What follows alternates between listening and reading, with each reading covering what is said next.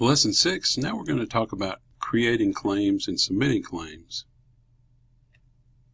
So once we've gathered all the patient information, the provider information, and the encounter, the patient visit information, and we've entered that into our practice management software, that's when we can create an electronic claim. We usually do this in batches.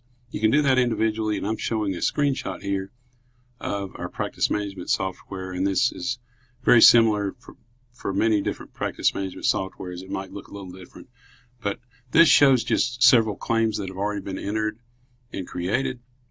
And what we would do in a situation like this is we would go over there on the left side of the screenshot. We could select individual claims, or we could select all of those, and typically a busy provider will see several patients in a day or in a week. And so you'll usually want to create a batch of claims and send those in one file, and those are usually uploaded to the clearinghouse, and sometimes you can also upload those to the individual insurance payers, but that's more typical to submit those or upload those to the clearinghouse. While we're talking about the clearinghouse, a clearinghouse is very beneficial because it checks your claims and scrubs them for errors before it submits them to insurance payers. It allows you to send one claim file as one batch, and it sends those to several different insurance payers. So, for example, the previous screen I showed several claims. Well, we would send that in one file to the clearinghouse, and then it would be uploaded to the clearinghouse, and they would process that and kind of disassemble that and send each one of those individual claims, which goes to a different insurance company. They would send those to those correct insurance payers instead of, if you had to do that individually, it would take an extremely long time and it would be very inefficient.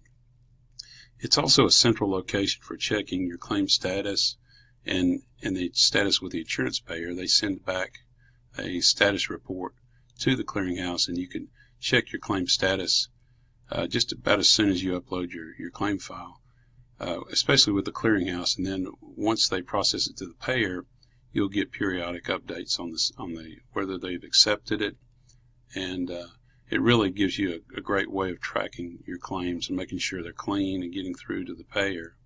It also allows you, if problems are detected, you can correct and resubmit those claims without having to go back into your practice management software to do that.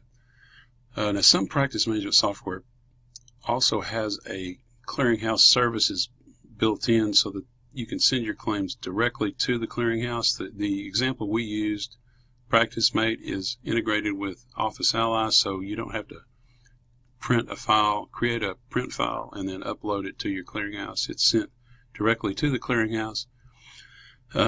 Otherwise, you just print out, like I mentioned, a claim file. If you can print out paper claims, you can print an electronic file. You can also submit them directly to insurance payers, and the concept would be exactly the same. It's just that your claim would be uploaded to each individual payer per their instructions on their website. Here's an example of some screenshots from our clearinghouse example, and this is with Office Ally. And it's really, really simple. If you can upload a file, it's just simple. You go over to the left where it says Upload Claims and just click on the Upload Claims link, and that brings up a dialog box, and you go choose your file, browse for your file, and then just click the Upload button. And then once they're uploaded, the screen on the right shows what the claim looks like at the clearinghouse once it's uploaded, and it looks exactly like the paper CMS 1500 claim. You can go in there and edit fields, correct fields, and save it, and then send it for processing to the insurance payer.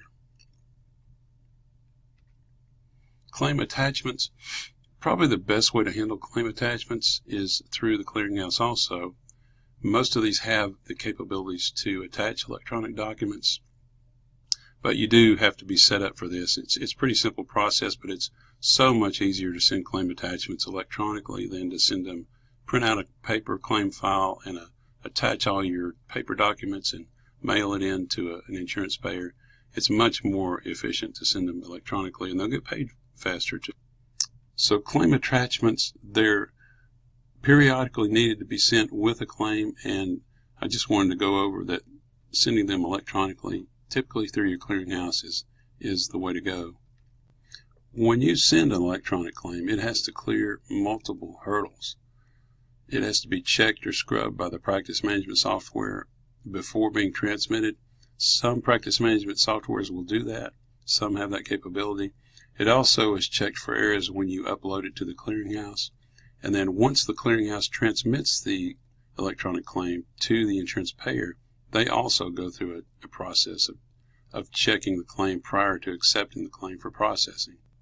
Now, once the insurance payer accepts the claim, it has to go through their process, the adjudication process, which it still is probably the last hurdle, and that claim still can be adjusted or denied if it doesn't comply with their guidelines and their rules for processing.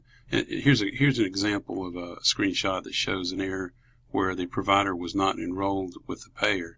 So those are the kind of claim errors, the claim problems that can happen at the end of the journey for the claim. In this case, there are so many claim errors, and we get really deep down into claim errors and coding errors in the fundamentals course. But I just wanted to show you what a claim error might look like from a payer and give you an idea of the process that a claim goes through to get paid.